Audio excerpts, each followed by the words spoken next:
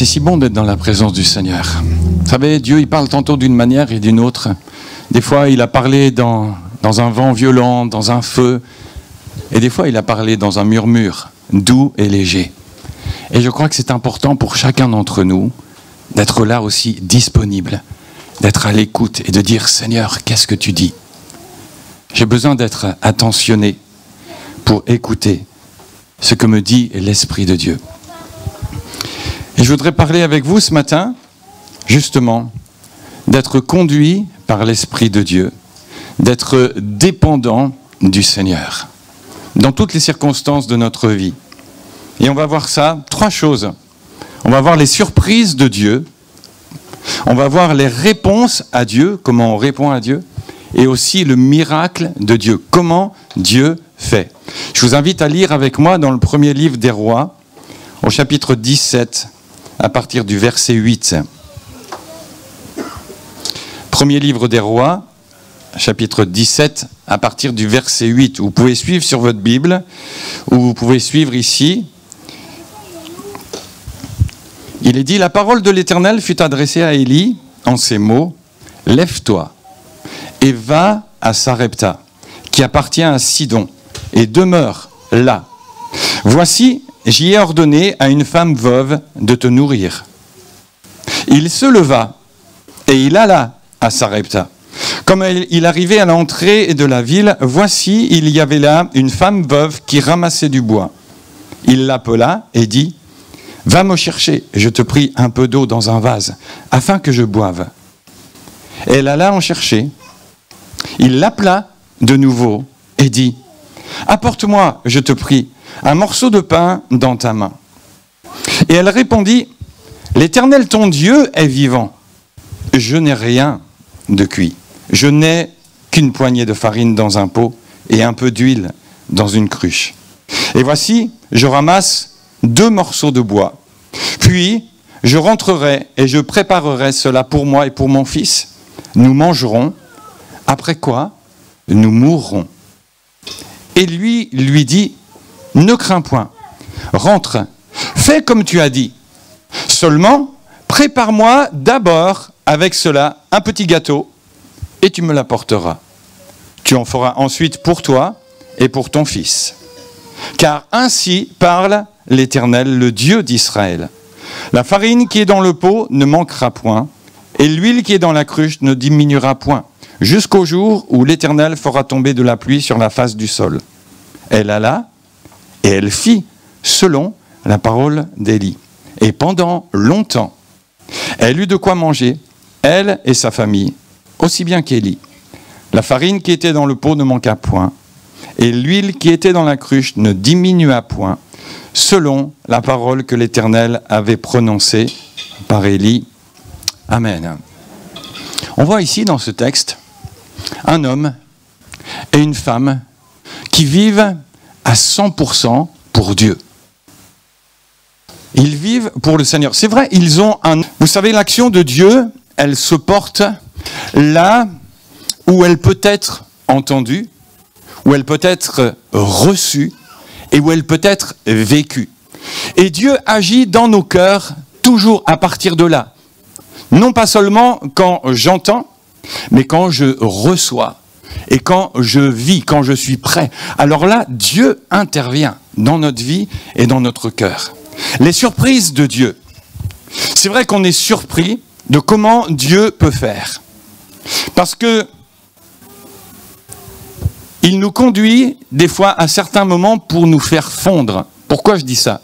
Parce que quand on regarde la signification de Sarepta, Sarepta, ça veut dire le lieu du fondeur. Ça veut dire fondre, ça veut dire extraire par la fusion.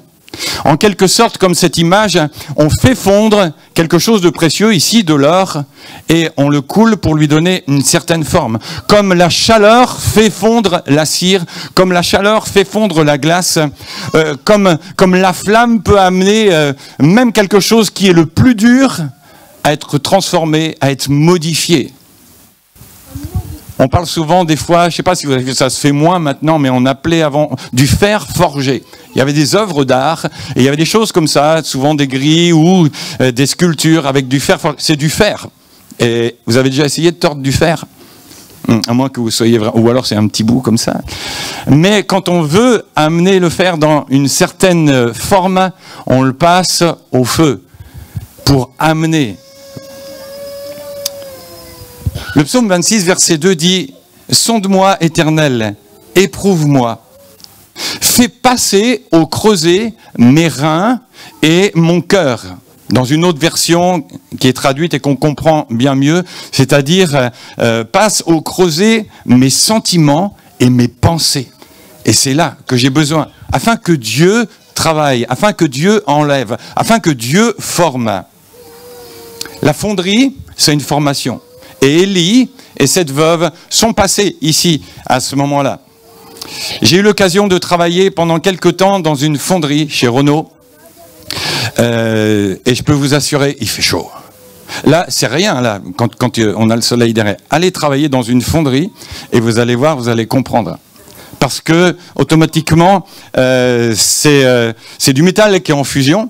Et moi, je travaillais sur les moteurs V6 des voitures. Donc, lorsqu'ils étaient, moulés, ils sortaient du moule. Ils étaient refroidis dans de l'eau. Et après, on devait les ébarber, enlever toutes les... Et à partir de ce moment-là, il fallait prendre le moteur et puis aller l'accrocher sur une chaîne qui tournait et qui allait ébarber. Et je vous assure, quand il fait chaud comme ça, et qu'en plus, pendant 6 heures, 7 heures, il faut que tu prennes des moteurs de V6, et puis que tu les lèves, et que tu les accroches, et comme ça, et que tu as une cadence, quoi. Tu dis pas à un moment donné, ah, je suis fatigué, je m'arrête. Ben non, parce que la machine, elle tourne. Donc, il faut que tu y ailles. Je veux te dire, t'as chaud. T'as chaud. C'est clair. Le Seigneur, quelquefois, nous fait passer comme ça aussi, à Sarepta, pour nous faire fondre. Pourquoi ? Parce qu'il veut nous amener à lui ressembler. Et quelquefois, dans notre nature, il y a des choses qui ont besoin d'être changées. Dieu veut que nous ayons un contact avec lui. Des fois, il va prendre ta vie et puis il va tordre un peu les choses pour qu'elles arrivent à être comme lui le veut. C'est ça la question cruciale. C'est, est-ce qu'on veut vivre selon la volonté de Dieu ? Il y a plus grand monde qui dit oui, hein, qui dit amen. Dit bah oui, parce qu'on comprend que forcément, quand on va être dans la volonté de Dieu, quand il y a la nôtre qui va s'opposer, il va falloir que Dieu fasse quelque chose pour que ça prenne un peu la forme, ou plus la forme de sa volonté que de la nôtre. On est tous confrontés à ces choses-là. Et puis de savoir, Seigneur, qu'est-ce que tu veux ? C'est quoi ta volonté ? Où est-ce que tu veux que je travaille ? Est-ce que ce boulot est pour moi ? Dans quelle orientation dois-je aller pour mon travail ? Avec qui dois-je me marier ? Est-ce que ce gars est pour moi ? Est-ce que cette fille est pour moi ? Est-ce que je dois faire ceci ? Est-ce que je dois faire cela ? Bref, il y a toutes sortes de choses comme ça. Le psaume 37, verset 23 dit « Par l'Éternel, les pas de l'homme s'affermissent et il prend plaisir à sa voix. » Et je veux être là aussi. Je veux que mes pas soient affermis dans ma vie pour que la direction de Dieu s'imprime, s'implique, soit forgée dans mon esprit. La direction de Dieu. Élie lui-même a été attentif. Il sortait d'une retraite spirituelle. Il était au torrent de Kérit, tout seul, bien. Il était là tranquille. Il vivait même déjà un miracle, puisque c'était des corbeaux qui lui amenaient à manger, et il avait l'eau du torrent pour boire. Mais à un moment donné, Dieu il a dit « Stop !» Il a coupé le robinet de la source, et il s'est dit « Seigneur, qu'est-ce qui se passe ?» Et là, Dieu lui dit « Va à Sarepta !» S'imaginez, il est à la montagne, il est au bord du torrent, il est bien, puis Dieu lui dit « Allez, je vais t'envoyer dans la fonderie un peu. » Waouh, pas top. Pas très logique. Dieu n'est pas toujours logique. Vous avez remarqué ? Élie quitte ici Israël pour aller vers les païens. Et je dirais que là, ici, il y a une belle image prophétique de l'amour de Dieu pour tous. Où Dieu s'occupe aussi bien des Juifs que des non-Juifs. Et où Dieu pourvoit aux besoins des Juifs et des non-Juifs. Et Dieu amène ici Élie à le faire fondre un petit peu aussi. À découvrir là qu'il y a quelque chose, qu'il a un plan pour lui.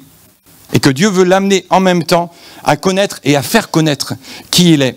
C'est vrai qu'on peut connaître des temps difficiles, mais Dieu nous promet toujours d'être là avec nous, même si c'est pas facile. C'est vrai, Dieu nous promet pas une vie sans embûches, Dieu nous promet pas un tapis rose, Dieu nous promet pas que tout va tomber du ciel tout cuit.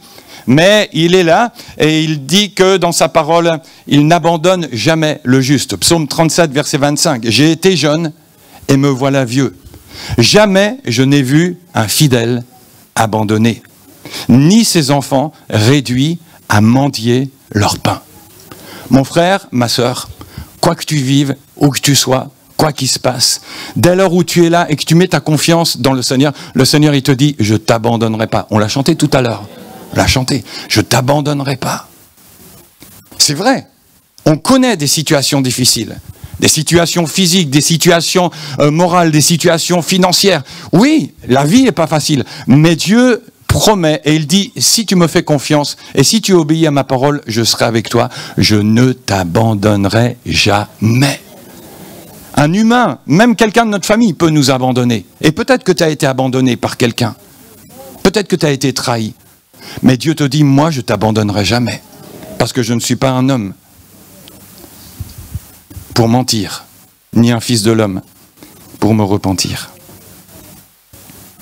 Dieu veut nous apprendre à compter sur lui. C'est vrai. Proverbe chapitre 3, verset 5, il dit « Mets ta confiance en l'Éternel de tout ton cœur et ne repose pas sur ta propre intelligence. Cherche à connaître sa volonté pour tout ce que tu entreprends. Et il te conduira sur le droit chemin. » Waouh! Nos impressions, des fois, nous affectent, elles nous déstabilisent parce qu'on est là et on essaye de chercher de notre côté. Mais le Seigneur est là et te dit, t'appuie pas sur tes connaissances, t'appuie pas sur ce que tu sais, fais-moi confiance. Cherche à connaître ma volonté et là, tu vas voir, je vais te conduire. C'est vrai que pour cette femme, c'était pas évident parce que elle est dans une situation de misère, même dans une situation de mort, puisqu'il n'y a plus grand-chose à manger. Mais Élie, ici, reçoit et Dieu lui dit « J'y ai ordonné à cette veuve ». Donc, Dieu lui a commandé. Il y a quelque chose qui est là. Elle est sensible à la voix de Dieu. Elle se laisse diriger par lui. Elle aussi, elle ne se pose pas de questions. Elle ne comprend pas parce qu'elle ne connaît pas Élie. Elle ne l'a jamais vu. Vous imaginez? Est-ce que vous accepteriez que quelqu'un comme ça, que vous ne connaissez pas, arrive chez vous, puis dès qu'il vous demande quelque chose, vous le faites? En même temps, ce n'est pas très logique. Si Élie, lui, de son côté, était là et qu'il voit cette pauvre veuve et qu'il dise « Mais Seigneur, tu m'envoies vers elle pour qu'elle me nourrisse et puis tout compte fait, elle n'a rien. Elle est démunie. Qu'est-ce qu'elle a à offrir? Elle a rien. » Et Dieu met en même temps l'épreuve d'Élie et la foi aussi de cette femme. Et Dieu va pourvoir à l'un comme à l'autre, en même temps. Et ils vont obéir chacun à la direction que Dieu leur donne. Et je dirais la foi amène automatiquement à nous mettre en action. Et la foi d'Élie et la foi de cette femme les amène à se mettre en action. Et pour chacun d'entre nous, dans ce que Dieu nous dit, c'est qu'est-ce que je fais avec ce que Dieu me dit? Est-ce que je me mets en action dans ce que Dieu me dit? Et là, ici, c'est les réponses à l'appel. La réponse que je vais donner, Élie se leva et alla. Dieu lui parle et il ne dit pas « Seigneur, j'étais bien là sur la montagne » comme les disciples qui disaient « Oui, Seigneur, on est bien, est-ce que tu veux qu'on monte des tentes ?» Lui, il avait vécu et à un moment donné, Dieu a dit « Stop, va ». Élie, à partir de ce moment-là, il n'a pas dit « Attends Seigneur, je suis encore fatigué, je voudrais me reposer ». Non, il se leva et il alla. Une décision, une mise en pratique. Il n'a pas fait comme Jonas. Jonas a dit oh, « je verrai plus tard ». Non, j'y vais pas. Lui, il est allé, il a obéi. Le but des dieux n'est pas toujours non plus de nous dorloter, de nous chouchouter, de nous coucouner, de nous mettre dans un petit nid comme ça. Le but de Dieu, c'est de nous apprendre à lui faire confiance, à vivre avec lui dans toutes les situations. Lorsqu'on est là, lorsqu'on est mal parti, lorsqu'on ne sait pas quoi faire. On voit en même temps la veuve, elle de son côté, elle part, elle va ramasser du bois. Elle reste pas à rien faire, elle travaille. Vous savez, Dieu appelle très souvent les gens qui sont prêts, les hommes, les femmes, qui sont prêts à relever les manches, même des fois dans les moments difficiles, de ne pas s'arrêter dans les moments difficiles et de dire mais je ne me laisserai pas arrêter par telle chose, je vais continuer à servir mon Dieu, je vais continuer à offrir ma vie à Dieu, je vais continuer à être impliqué, à avancer. Vous savez, on est tous comme cette veuve, on n'a pas grand-chose. J'ai pas grand-chose. Nous n'avons pas grand-chose par rapport à tous les besoins. Je ne suis pas quelqu'un d'important, elle n'était pas non plus importante. C'était pas quelqu'un qui était au top, c'est pas quelqu'un qui était connu, c'était simplement une pauvre veuve. Et elle avait très peu de moyens. Nous aussi, on pourrait être là et dire, Seigneur, tu vois mes difficultés, tu vois mes limites, tu vois mes factures, tu vois où j'en suis. Comment est-ce que je peux faire? Je voudrais bien, Seigneur, t'offrir, t'aider, mais j'ai si peu. On voit l'obéissance de cette femme. Malgré le fait qu'elle soit au bout du rouleau, malgré qu'elle soit là et qu'elle explique la situation à Élie, elle lui dit, ça, c'est notre dernier repas. Mais elle répond. Déjà la première fois, quand Élie lui demande de lui donner à boire, eh bien, il va, elle lui sert de l'eau, elle cherche, malgré sa difficulté, l'intérêt de l'autre. Matthieu 10, 42 nous dit « Si quelqu'un donne à boire, ne serait-ce qu'un verre d'eau fraîche au plus insignifiant de mes disciples, parce qu'il est mon disciple, vraiment, je vous l'assure, il ne perdra pas sa récompense. »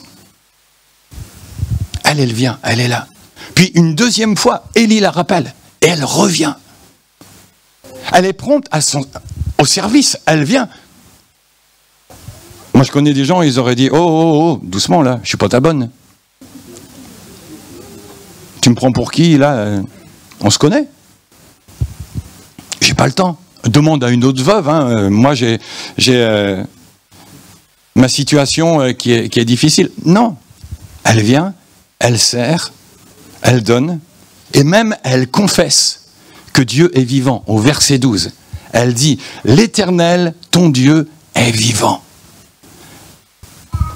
Ça veut dire qu'elle aussi, c'était aussi son Dieu. Elle le connaissait et elle voulait aussi le vivre. Elle proclame la foi, elle proclame la force dans cette situation. Elle témoigne et elle dit « Ton Dieu est vivant, j'ai confiance en lui. » Elle expose sa situation. C'est vrai qu'il y a peu de moyens, mais même là, dans le peu qu'il y a, Dieu lui demande tout. Waouh! Est-ce que Dieu vous a déjà demandé tout? Est-ce que vous croyez que Dieu vous demande juste un petit peu? Bah oui, t'as raison. La vérité sort de la bouche des enfants. Il demande tout. Ça nous remet en question quelquefois. Des fois on dit « Oui, prends tout, Seigneur ». Vous connaissez ce chant? Puis quand il faut donner tout, c'est « Prends pas tout, Seigneur ». Mais ouais.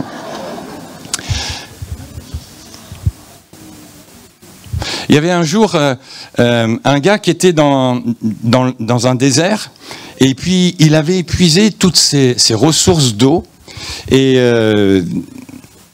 il devait arriver à un endroit où théoriquement il y avait un point d'eau. Et avec difficulté, il arrive au point et il y a dans le désert là, il y a une petite cahute, petite cabane avec une pompe.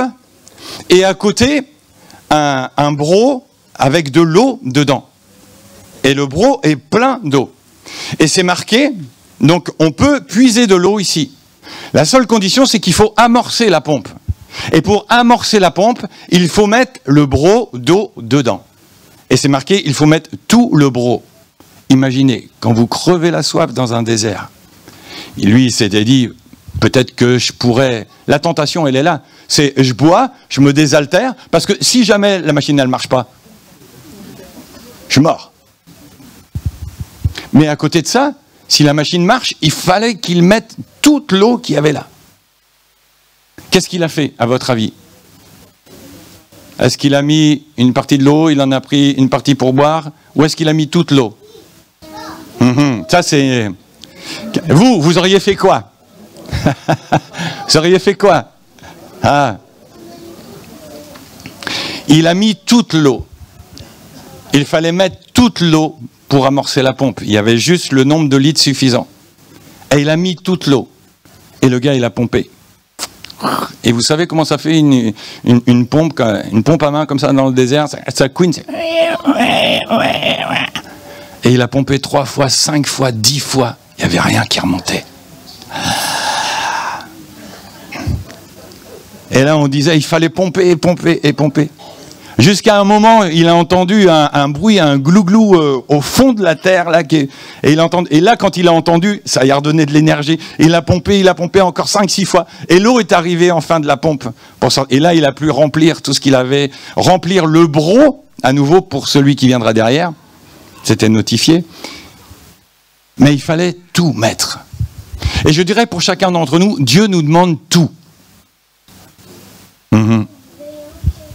Dieu a demandé à Élie, et Dieu a demandé à cette veuve, il lui a demandé tout.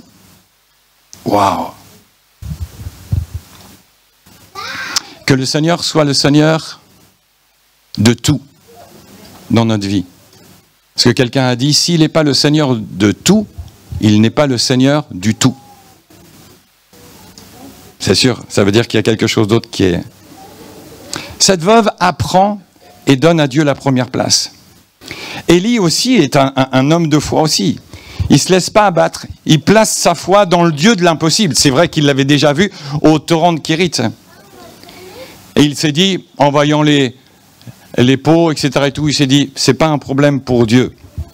Dieu n'a pas de problème. Et il incite cette femme, cette veuve, à vivre, à suivre les instructions de la parole de Dieu. Et même là, Dieu lui dit au verset 14, la farine qui est dans le pot ne manquera point, et l'huile qui est dans la cruche ne diminuera point, jusqu'au jour où l'Éternel fera tomber de la pluie sur la face du sol. La foi d'Élie va changer la vie de cette femme. Et cette femme aussi est tout aussi exemplaire dans sa foi. L'obéissance en dépit des circonstances. Quand je suis mal, quand j'ai plus, quand je ne sais plus comment faire. Nous n'avons plus rien à craindre dès lors où Dieu nous donne ses promesses. Parce qu'il les accomplit, parce que Dieu est toujours au rendez-vous. Quel réconfort, quelle force de savoir que Dieu honore sa parole. Et qu'en même temps, il m'amène, dans ce que je vis, à accomplir sa volonté.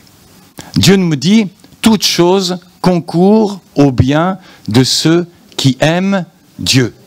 Et là aussi, dans ce que tu vis, dans ce que tu traverses, des fois on a du mal à comprendre. Mais Dieu dit, ça va servir, ça va être bénéfique, ça va être bon pour toi. Même si nous, on ne voit pas l'issue. Pourquoi est-ce que Dieu nous fait passer par certains chemins? Pour pouvoir aider les autres à y passer après. Dieu t'amène à vivre ce que tu vis parce qu'il veut te former, parce qu'il veut t'instruire, parce qu'il veut t'enseigner, parce qu'il veut t'aider, pour que toi, après aussi, à ton tour, tu puisses aider d'autres. Ah, j'ai oublié un petit truc, oui. Du gars, quand il était dans le désert, il a remis le broc à côté, il avait mis la pancarte, etc. et tout, et en dessous, il a mis « ça marche ». Parce qu'il fallait mettre toute l'eau. Ça me revient tout de suite. Et parce qu'avec Dieu, ça marche. Si on est là, si on accomplit, Dieu, avec Dieu, ça marche. Et Dieu nous donne et nous permet de vivre des choses pour aider les autres après à les conduire à avancer. Dernier point, le miracle de Dieu. Parce que Dieu est un Dieu de miracles. Dieu est un Dieu de miracles. On a eu encore hier, on a partagé avec toute l'équipe Louange, et puis on avait un témoignage vraiment d'un miracle de Dieu. Je vous en dis pas plus, je ferai venir la sœur au moment venu, et puis on partagera. Ce serait bien comme ça, de temps en temps au culte, qu'on ait un témoignage de quelqu'un qui a vécu quelque chose. Ouais. Non, ça vous dit pas? Ça encourage la foi. Ça nous encourage aussi. On prie pas pour rien. Quand c'est chaud, c'est bon. Bah oui, c'est vrai. Un plat Vous avez déjà mangé une pizza qui est froide? Pizza, elle est bonne quand elle est bien chaude. D'accord?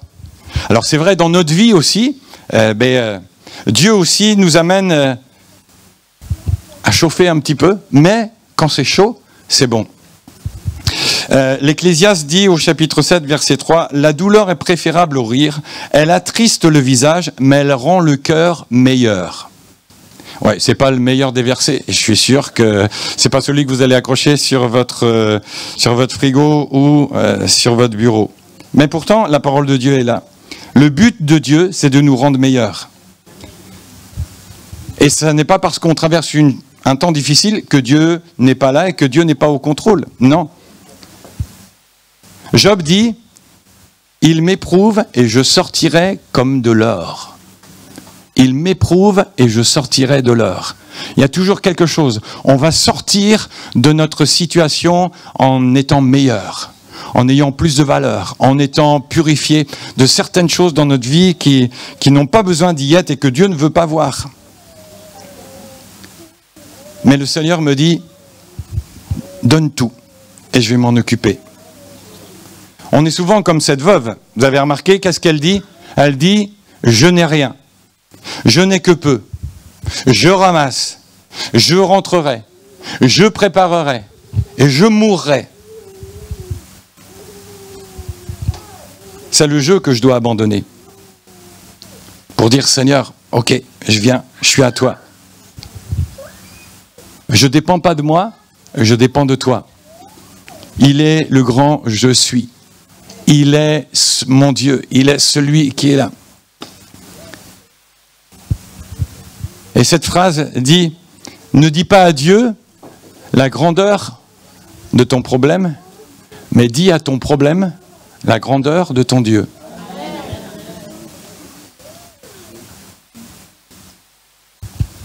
Ne dis pas à Dieu la grandeur de ton problème. Pour Dieu, c'est rien du tout. Pour nous, c'est une montagne. Pour nous, c'est impossible. Mais pour Dieu, il n'y a aucune impossibilité. Dis à ton problème la grandeur de ton Dieu. Il est plus grand que nos désirs, il est plus grand que nos manques de connaissances, que notre incompréhension, il est plus grand que les circonstances actuelles. Il est là, et si je lui donne même le peu que j'ai, Dieu peut faire beaucoup avec le peu. On connaît tous cette histoire avec ce petit garçon, d'accord, de la multiplication des pains, où il vient, et puis juste 5 pains et 2 poissons, et Dieu multiplie. Ce qu'il a offert a permis au Seigneur d'accomplir le miracle. Et ce que cette veuve a offert au Seigneur a permis d'accomplir le miracle. Et ce que Dieu te demande va te permettre de voir le miracle dans ta situation, dans ta vie. Ben oui, parce que pourquoi est-ce que Dieu nous montre tout ça? C'est simplement pour que nous, on puisse le vivre. Elle alla et elle fit. L'obéissance. Le peu est essentiel. Un peu de farine. Et la farine nous fait penser au pain. Il faut de la farine pour faire du pain ou pour faire un gâteau. Qui est le pain? On a partagé tout à l'heure le pain. Et ici, dans cette image de la farine, on a le pain de vie. C'est essentiel. Avec ça, tu peux vivre. Juste avec lui, tu peux vivre. Un peu d'huile. À quoi nous fait penser l'huile? L'huile nous fait penser au Saint-Esprit. J'ai besoin de la farine et j'ai besoin de l'huile. J'ai besoin du pain de vie et j'ai besoin du Saint-Esprit. Et puis, il nous est dit, elle va chercher 2 morceaux de bois. À quoi vous font penser 2 morceaux de bois? À la croix, 2 morceaux de bois. Un horizontal, un vertical. J'ai besoin de la farine, j'ai besoin de l'huile, j'ai besoin de ces 2 morceaux de bois. J'ai besoin du pain de vie, j'ai besoin de l'onction de l'esprit, j'ai besoin de la croix dans ma vie pour me rappeler toujours et pour être connecté avec le Seigneur en sachant que c'est par sa grâce. Il pourvoira. Nous avons tous besoin de lui. Il sera là. La veuve a été récompensée. Le miracle a changé sa vie. Elle a dépendu. Oui, ça se dit ça? Elle dépendait de Dieu. Je sais pas, ça me paraissait bizarre la conjugaison. Elle a fait sa part Et Dieu a fait la sienne. Dieu nous amènera toujours à faire notre part. C'est toujours quelque chose de bilatéral dans cette action, même s'il faut passer de temps en temps par la marmite de Sarepta. Je veux me reposer, être avec lui, être reconnaissant, être content, le remercier de ce que j'ai et peut-être du peu que j'ai. Bénis Dieu pour ce que tu as, même si c'est pas grand-chose. Cette femme n'avait pas grand-chose, mais elle avait quand même un peu de farine et un peu d'huile. Et ça lui a permis de vivre toute la suite. Peut-être que tu n'as pas le meilleur boulot, peut-être que tu n'as pas le meilleur logement, peut-être que tu n'as pas la meilleure situation, peut-être que tu n'as pas le meilleur... Mais t'inquiète pas, bénis Dieu pour ce que tu as. Bénis-le. Sois plein de gratitude et de reconnaissance. Pourquoi? Parce que sinon, on devient des chrétiens râleurs. C'est déjà une mentalité chez les Français. Donc là, il y a vraiment besoin de passer au four, au feu pour changer. Mais voilà, si j'ai pas de gratitude, je bénis Dieu pour ce que j'ai, pour ce que je suis. Sinon, je vais devenir un chrétien grincheux, frustré, jaloux, envieux, enfin tout ce que vous voulez. Mais je reflèterai pas la beauté et la grandeur du Seigneur. Alors, je dirais simplement, prenons du temps pour écouter le Seigneur, même dans les situations difficiles. Fais-lui confiance, obéis, donne-lui ce que tu as, même si c'est pas grand-chose, même si c'est de ton nécessaire. On se rappelle et on voit dans la parole de Dieu cette autre femme qui venait et puis qui apportait juste 2 petites pièces dans l'offrande. C'était pas grand-chose. Mais Jésus, lui qui connaissait, a regardé. Et Dieu regarde toujours l'intention, la motivation. Pourquoi je donne pas, combien je donne. Peu importe, le Seigneur regarde comment. Et Jésus a dit, cette femme a donné plus que tous les autres, parce qu'elle a donné de son nécessaire. Et là, ça avait de la valeur pour le Seigneur. Il répondra de toutes les manières à tous tes besoins.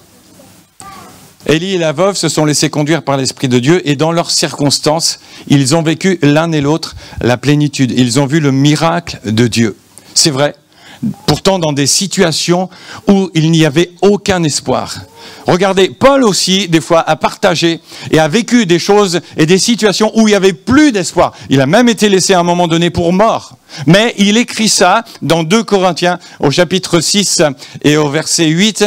Il dit, étant regardé comme imposteur, quoique véridique, comme inconnu, quoique bien connu, comme mourant, et voici, nous vivons, comme châtié, quoique non mis à mort, comme attristé, et nous sommes toujours joyeux, comme pauvres, et nous en enrichissons plusieurs, comme n'ayant rien, et nous possédons toutes choses. Waouh! C'est sûr, humainement parlant, mais spirituellement parlant, waouh! Quelle richesse, quelle force. Comme pour cette veuve, Dieu est capable aussi pour toi, mon frère, ma sœur. Il te donnera ce qui était nécessaire. Il connaît ta situation. Il connaît ton état. Il sait ce que tu vis. Il sait ce que tu traverses. Mais il te dit, confie-moi tout. Et tu vas voir le miracle que je vais faire. C'est vrai, l'Écriture ne dit pas que le pot de farine et la bouteille d'huile étaient pleines au ras-bord. Mais elle contenait toujours ce dont il avait besoin. Parce que Dieu est fidèle. Dieu ne va pas peut-être remplir tout, mais il va te donner au fur et à mesure ce qui est nécessaire dans ta vie. Parce que le Seigneur s'engage. Quand Dieu donne, c'est toujours au-delà de nos espérances. Je pense qu'au départ, même quand Élie lui a demandé, cette femme n'espérait pas et elle n'attendait pas. Mais elle a vu le miracle de Dieu se passer. Nous aussi, on vit aujourd'hui dans un monde qui est en famine. Vous ne trouvez pas ? Est-ce qu'il n'y a pas autour de nous des hommes, des femmes qui ont tellement soif, qui ont tellement faim?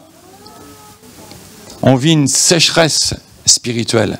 Et nous avons besoin tous aussi d'amener et d'être comme Élie, d'amener les hommes, les femmes autour de nous à mettre leur confiance en Dieu pour qu'ils puissent voir le miracle de Dieu. Donne quand on te demande. Ne retiens pas. Offre. Vas-y. Et le peu que tu as, donne-le au Seigneur. Parce que ça va devenir beaucoup entre ses mains. Amen. Vivons, apportons l'espérance. Je termine avec cette phrase. Être conduit par l'Esprit de Dieu, c'est vivre le miracle en obéissant malgré les circonstances défavorables. Malgré. C'est facile de suivre Dieu quand tout va bien. Vous êtes d'accord avec moi? Et vous, comme moi, on s'est rendu compte que quand ça va pas bien, c'est là que notre foi est éprouvée. Mais là, dans la difficulté, là, dans l'épreuve, là, dans ce que je traverse, je veux vivre ce miracle et je veux obéir et je veux dire, Seigneur, je mets tout entre tes mains.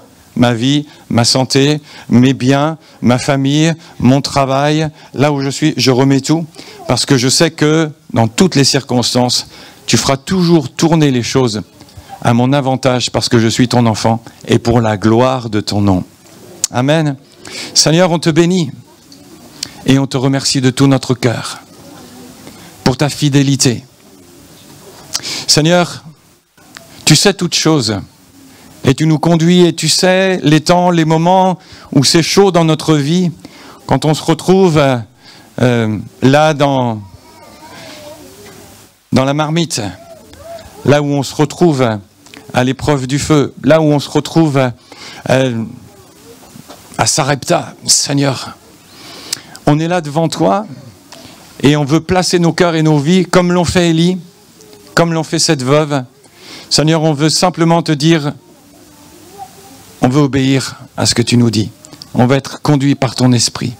On veut simplement, Seigneur, être là et mettre notre confiance en toi parce que tu es le Dieu du miracle. Parce que tu es le Dieu qui a une solution. Parce que tu es celui qui est là. Parce que tu es celui qui soutient. Parce que tu es celui qui fortifie. Seigneur, même si je ne comprends pas, toi, tu comprends toutes choses. Parce que tu es au-dessus. Parce que tu vois, parce que tu connais.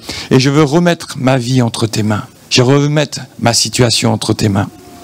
Je voudrais simplement inviter les frères, les sœurs, peut-être ceux qui vivent une situation difficile, à se lever à leur place. Et puis on va prier ensemble.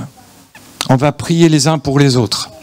On va demander toute la grâce de Dieu sur nos bien-aimés. Peut-être que pour toi, tout va bien et tant mieux. Mais le Seigneur nous dit qu'il y a des épreuves dans la vie. Et on a tous besoin, à un moment ou à un autre, de nos frères et de nos sœurs. Et on a besoin du Seigneur. Pendant que la musique va jouer, je voudrais simplement qu'on puisse élever nos voix tous ensemble au Seigneur. Et je t'invite simplement à te lever à ta place et on va prier. Que ce soit une situation professionnelle, une situation familiale, que ce soit une situation de santé, que ce soit une situation relationnelle dans ton couple, avec tes enfants, que sais-je. Mais simplement là, on veut dire et prendre une victoire avec le Seigneur. Et on va prier ensemble et on va ensemble porter, tout comme Élie a encouragé aussi cette femme, on veut aussi encourager nos frères, nos sœurs dans la foi. Et je vais inviter toute l'Église à prier. Et là où tu es, mon frère, ma sœur, à prier pour nos bien-aimés, ceux qui sont là, qui se sont levés.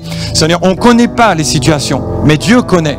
Dieu connaît. Et je vais t'encourager ce matin. Et je veux te dire, mon frère, ma sœur, prends la victoire ce matin. Donne tout. Apporte au Seigneur cette situation. Apporte ta vie. Apporte ce que tu as. Dis au Seigneur, Seigneur, je ne me laisserai pas abattre par ça. Je ne veux pas m'arrêter par ça. Je veux simplement le déposer. Seigneur, c'est lourd. J'ai du mal à le porter. C'est vrai, je ne comprends pas. Des fois, on se dit, bah voilà, il ne me reste pas grand-chose. Il y a ça. Après quoi, on va mourir. Le Seigneur, ce n'est pas dans le plan de Dieu. Dieu n'est pas le Dieu de la mort, Dieu est le Dieu de la vie. Dieu est le Dieu de la vie. La mort est l'œuvre du diable. Et Jésus l'a vaincu à la croix du Calvaire. Il manifestera toute cette victoire au moment venu. Mais nous voulons dire ce matin que tout ce qui est mort dans les cœurs, tout ce qui est mort spirituellement, le Seigneur veut redonner la vie. Tu dis, j'ai pas, je sais pas, je connais pas, je peux pas. Mais je veux t'inviter ce matin à te lever à ta place dans une position de foi. C'est une position de foi. Et de dire, Seigneur, je t'apporte ma situation, je t'apporte mon cœur, je t'apporte ma vie. Alléluia. Alléluia. Seigneur mon Dieu, je te prie pour mes bien-aimés. Parce que tu connais chaque situation, chaque homme, chaque femme qui est comme cette veuve dans des situations difficiles. Je te prie pour ceux qui sont au bout du rouleau. Je te prie pour ceux qui peut-être n'y croient plus, ne savent plus comment, désespèrent. Je prie, Seigneur, afin que chacun, encore ce matin, puisse apporter, donner ce qu'il a, même si ce n'est pas grand-chose. Et je t'invite, dis, Seigneur, voilà, je te donne ma farine, je te donne mon huile, je te donne le peu que j'ai, je te donne mes soucis, je te donne toute chose, je te l'apporte. Je t'apporte ma bonne volonté, je t'apporte mon cœur, je t'apporte le peu de force qui me reste. Et je veux dire, Seigneur, je veux te servir. Je ne me laisserai pas abattre par ça. Parce que tu es mon Dieu. Parce que mon Dieu est vivant, comme cette femme l'a dit. Dieu est vivant. Dieu est vivant. Dieu est vivant. Dieu est vivant au milieu de son peuple. Dieu est vivant au milieu de nous. Dieu est vivant au même titre comme il l'était pour cette veuve et pour Élie. Il est le même aujourd'hui pour toi. Dieu est vivant pour changer ton cœur. Dieu est vivant pour changer ta situation. Dieu est vivant pour te guérir. Dieu est vivant pour te transformer. Même si ça fait un peu mal, même s'il y a besoin de tordre un petit peu, de chauffer le fer de notre vie pour que réellement elle prenne la forme de celle de Dieu. Alléluia, Alléluia, Alléluia. Seigneur, je place chacun de mes bien-aimés, je place chaque cœur, je place chaque vie, je place chaque situation devant ton trône éternel. Alléluia, toi qui connais les cœurs, toi qui connais les situations. Je prie ce midi afin qu'une onction puissante, une onction fraîche vienne et descende. Saint-Esprit, pose ta main. Dieu puissant, pose ta main. Alléluia, que ce matin il y ait des délivrances, que ce matin il y ait des guérisons. Que maintenant, Esprit Saint, tu agisses. Tu agis, Saint-Esprit, tu agis. Tu agis, tu agis. Tu éclaires, tu ouvres. Tu ouvres. Tu désaltères. Alléluia, Saint-Esprit, agis. Merci, cher Saint-Esprit, de ce que tu fais ton œuvre. Jésus, tu aimes ton Église. Papa, tu aimes tes enfants. Tu aimes tes enfants. Tu n'abandonnes personne. Alléluia. Alléluia. Shoria mabai kelioso kaide sefa kaide medosh tegibes. Seyina mato shodavad yazawades. Alléluia. Confesse, mon frère, ma soeur. Confesse que Dieu est puissant dans ta vie. Confesse que Dieu est là. Apporte-lui. Apporte-lui. Peut-être que toi, tu n'as pas la force d'aller. Dis, Seigneur, je n'ai pas la force d'aller plus loin. Je ne peux pas. Mais confesse, dis, je remets ma situation entre tes mains. Je remets ma famille entre tes mains. Je remets mes enfants entre tes mains. Je remets ce que j'ai de plus cher. Je remets tout ça entre tes mains. Alléluia. Laisse l'Esprit de Dieu. Laisse l'Esprit de Dieu. Alléluia. Donne-lui tout ce matin. Ne retiens rien, mais donne-lui tout.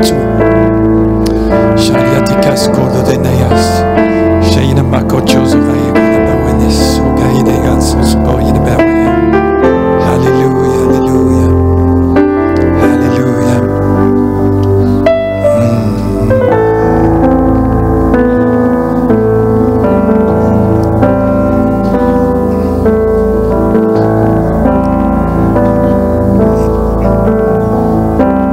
Alléluia. Alléluia. Seigneur, je te rends grâce et je te bénis. Tu connais chacun. Tu connais chaque situation de mes frères et de mes sœurs. Et c'est une position, c'est une place de foi que nous prenons. C'est une place de foi que nous prenons. Dans ton action, dans ton intervention. Pour la guérison, pour la dépendance, pour l'inspiration, pour ta volonté accomplie dans chaque cœur et dans chaque vie. Oh, merci Seigneur. Est-ce qu'on peut dire merci au Seigneur? Est-ce que tu peux dire merci au Seigneur? Seigneur, merci. Merci. Merci pour ton œuvre. Merci. Alléluia. Dis merci au Seigneur. Dis-lui merci Seigneur pour ce que tu fais dans mon cœur. Merci de ce que, c'est vrai, même si tu chauffes un peu mon cœur, mon âme, mon esprit, c'est pour me rendre selon ta volonté. Et je veux être saint comme toi. Je veux être pur comme toi. Je veux te ressembler. Alléluia. Et je veux dire béni soit ton nom. Merci Seigneur. On pourrait chanter, je pense, à ce chant. dit feu du fondeur. Rends-moi aussi pur que l'or et l'argent. Purifie mon cœur. Et rends-moi aussi pur que l'or. Comme cette première image qui était là. C'est vrai que l'or est quelque chose de précieux. Si vous avez une alliance, un bracelet, quelque chose en or, quelque chose de précieux. L'or est une valeur refuge aussi. Et on voit souvent que l'or dans la parole de Dieu est ce qui est de plus beau, ce qui représente aussi la royauté. Gloire à toi, Seigneur. Amen. Prenez place et puis vous pouvez encourager quelqu'un autour de vous et dire, t'inquiète pas, si jamais c'est chaud, c'est que c'est bon.